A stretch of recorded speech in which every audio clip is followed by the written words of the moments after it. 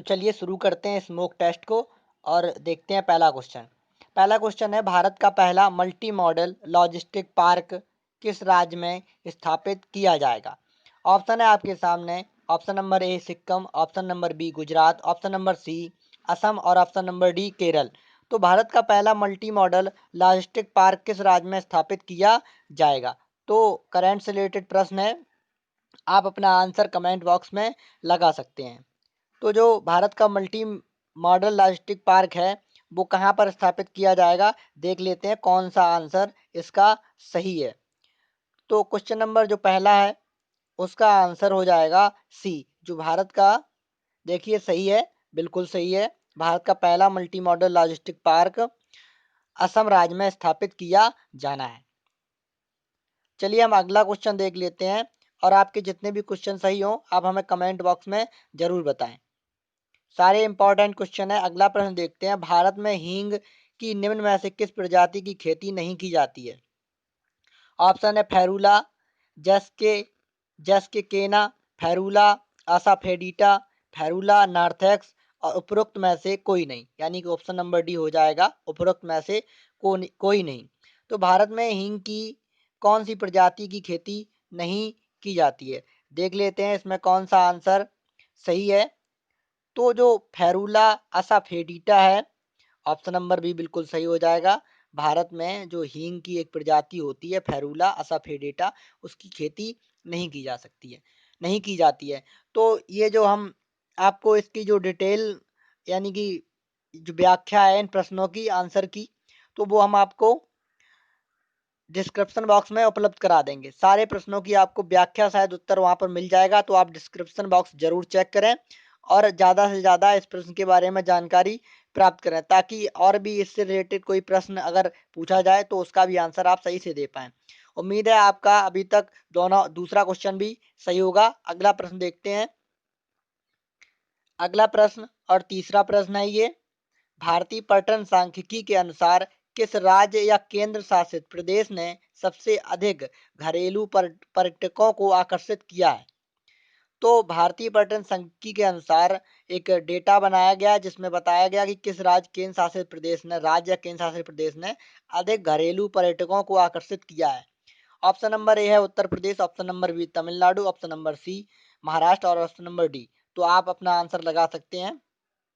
तो इसमें आंसर हो जाएगा ऑप्शन नंबर ए उत्तर प्रदेश। उत्तर प्रदेश में बहुत सारे पर्यटन स्थल हैं और तत्कालीन जो अभी सरकार है उसने बहुत सारे ऐसे प्रयास किए हैं जिससे पर्यटकों को लुभाया जा सके। तो इम्पॉर्टेंट है, अगर आपका ये क्वेश्चन सही है तो बहुत अच्छा आपका टेस्ट जा रहा है। अगला क्वेश्चन देखेंगे और इससे संबंधित व्याख्या जितनी भी इस प्रश्न के बारे में और भी फैक्ट जानने के लिए आप कमेंट बॉक्स में हमें अपना आंसर बताएं और डिस्क्रिप्शन बॉक्स में इसकी जो व्याख्या शायद आंसर जरूर प्राप्त करें और देखें और पढ़ें। तो चलिए अगला प्रश्न देखते हैं, क्वेश्चन नंबर 4। क्वेश्चन नंबर 4 है, निम्नलिखित में से कौन सी संधि भारत अमेरिका के बीच चौथी और अंतिम सैन्य संधि के रूप में जानी जाती है? तो आप हमें अपना आंसर बता सकते हैं। ऑप्शन है D T T I, C D R I या कॉम कासा या बी ई सी ए। तो आप भी अपना आंसर लगा सकते हैं। देखते हैं इसका कौन सा आंसर सही है। तो ऑप्शन नंबर डी बिल्कुल सही हो जाएगा, बी ई सी ए। जो बी ई सी ए संधि है वो भारत और अमेरिका के बीच चौथी और अंतिम सैन्य संधि के रूप में जानी जाती है।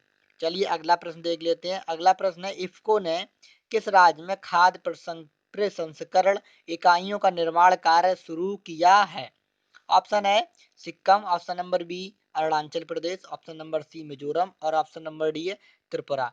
तो सिक्किम जो इफ्को है, इफ्को ने किस राज्य में अपना जो खाद्य प्रसंस्करण इकाई है उसका निर्माण कार्य शुरू किया है? तो ऑप्शन नंबर ए बिल्कुल सही हो जाएगा, सिक्किम। यदि आपका आंसर सही है तो हमें कमेंट बॉक्स में जरूर बताएं। और आपका मॉक टेस्ट अच्छा जा रहा है या कितने आपके 10 में से नंबर आए ये भी हमें जरूर बताएं। तो इम्पोर्टेंट प्रश्न सारे करंट से रिलेटेड है, ऐसे ही प्रश्न पूछे जाते हैं एग्जाम में। तो चलिए अगला प्रश्न देख लेते हैं। निम्नलिखित में से कौन सा देश दक्षिण पूर्व एशिया में भारत को कोयले का शीर्ष आपूर्ति करता है? ऐसा देश है जो दक्षिण पूर्व एशिया में है और भारत को कोयले का शीर्ष आपूर्ति करता है? Option number A Thailand, option number B Malaysia, option number C Indonesia, option number D China या चीन। तो इंडोनेशिया बिल्कुल सही हो जाएगा। इंडोनेशिया इंडोनेशिया एक दक्षिण पूर्व एशिया में स्थित देश है जो भारत को कोयले का शीर्ष आपूर्ति करता है, यानी कि जो कोयला है भारत को उपलब्ध कराता है। तो इंडोनेशिया ऑप्शन नंबर सी बिल्कुल सही हो जाएगा। चलिए अगला प्रश्न देखते हैं। नाटो के किस अनुच्छेद के तहत जर्मनी में एक नया अंतरिक्ष केंद्र स्थापित किया जाएगा?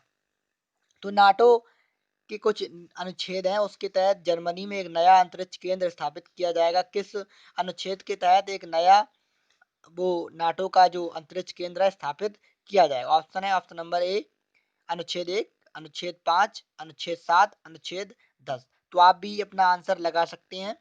तो हम देख लेते हैं इसका कौन सा आंसर सही होगा। तो ऑप्शन नंबर बी बिल्कुल सही हो जाएगा। अनुच्छेद 5 में नाटो के किस अनुच्छेद के तहत जर्मनी में एक नया अंतरिक्ष केंद्र स्थापित किया जाएगा? तो ऑप्शन नंबर बी अनुच्छेद 5 के तहत।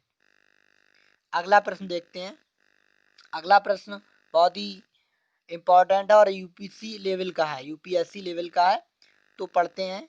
असम मिजोरम सीमा विवाद के संबंध में निम्नलिखित कथनों पर विचार करें।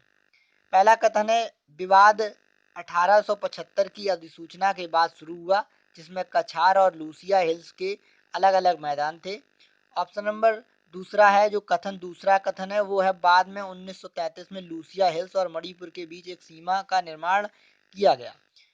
तीसरा कथन है मिजोरम के अनुसार सीमा का सीमांकन 1933 के सीमांकन के आधार पर किया जाना चाहिए। तो उपरोक्त कथनों में से कौन सा सही है? तो नीचे आपको ऑप्शन मिलेंगे, उनमें जो भी कथन इनमें से आपको सही लगता है वो आप लगा सकते हैं। तो मिजोरम और जो असम है उसमें सीमा विवाद से संबंधित ये प्रश्न है। तो इनमें से जो कथन दिए गए हैं वो कौन सा सत्य है? तो हम ऑप्शन देख लेते हैं। ऑप्शन नंबर ए उपरोक्त सभी, ऑप्शन नंबर बी केवल 2 और 3, और ऑप्शन नंबर सी केवल 3, और ऑप्शन नंबर डी है केवल 1 और 2। तो इनमें से कौन सा सही हो जाएगा? तो ऑप्शन नंबर डी बिल्कुल सही हो जाएगा। ऑप्शन नंबर डी बिल्कुल सही हो जाएगा, यानी कि 1 और 2। यानी कि जो असम और मिजोरम का सीमा विवाद है वो 1875 की अधिसूचना के बाद शुरू हुआ, जिसमें कछार और लूसिया हिल्स के अलग अलग मैदान थे। यानी कि कछार और लूसिया हिल्स की वजह से 1875 की अधिसूचना हुई, उसमें इसका विवाद तभी से प्रारंभ हुआ। और इसे अधिक डिटेल में जानने के लिए आप डिस्क्रिप्शन बॉक्स जरूर चेक करें। तो अगला प्रश्न देख लेते हैं हम। समाचारों में देखा गया कल्लेश्वरम परियोजना कहाँ स्थित है? जो अभी समाचारों में एक परियोजना बताई गई चर्चे में रही कल्लेश्वरम, वो कहाँ स्थित है?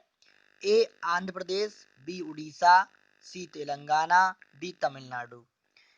तो जो ये कल्लेश्वरम परियोजना है वो कहाँ स्थित है? तो ऑप्शन नंबर सी बिल्कुल सही हो जाएगा, तेलंगाना। तो तेलंगाना जो राज्य है वहां पर कलेश्वरम परियोजना स्थित है। और तेलंगाना से संबंधित ये अभी नया राज्य बनाया गया। तो कब बनाया गया यदि आपको पता है तो आप हमें कमेंट बॉक्स में जरूर बताएं, क्योंकि जो अभी CHSL का एग्जाम हुआ 21 तारीख वाला, उसमें टीयर 2 में इसके बारे में पूछा गया था। अगला प्रश्न देख लेते हैं। अगला प्रश्न है निम्नलिखित में से कौन सा अंतरिक्ष यान नासा द्वारा क्षुद्र ग्रह वेनु का अध्ययन करने के लिए प्रक्षेपित किया गया था? तो अभी अंतरिक्ष यान एक नासा द्वारा क्षुद्र ग्रह वेनु का एक अध्ययन करने के लिए एक प्रक्षेपित किया गया है। तो वो कौन सा था? ऑप्शन नंबर ए है ऑसिरिस रेक्स अंतरिक्ष यान, या अभियान 63, या स्पेसशिप 2, या option number D crew dragon. तो आप अपना आंसर लगा सकते हैं। तो इसका आंसर कौन सा सही है देख लेते हैं। तो ऑप्शन नंबर ए यानी कि रेक्स अंतरिक्ष यान ने नासा में एक क्षुद्र ग्रह वेनु को प्रक्षेपित किया था। तो 10 के 10 क्वेश्चन हमने देखे। यदि आपको ये मॉक टेस्ट अच्छा लगा हो और आपको कितना स्कोर हमें कमेंट बॉक्स में जरूर बताएं।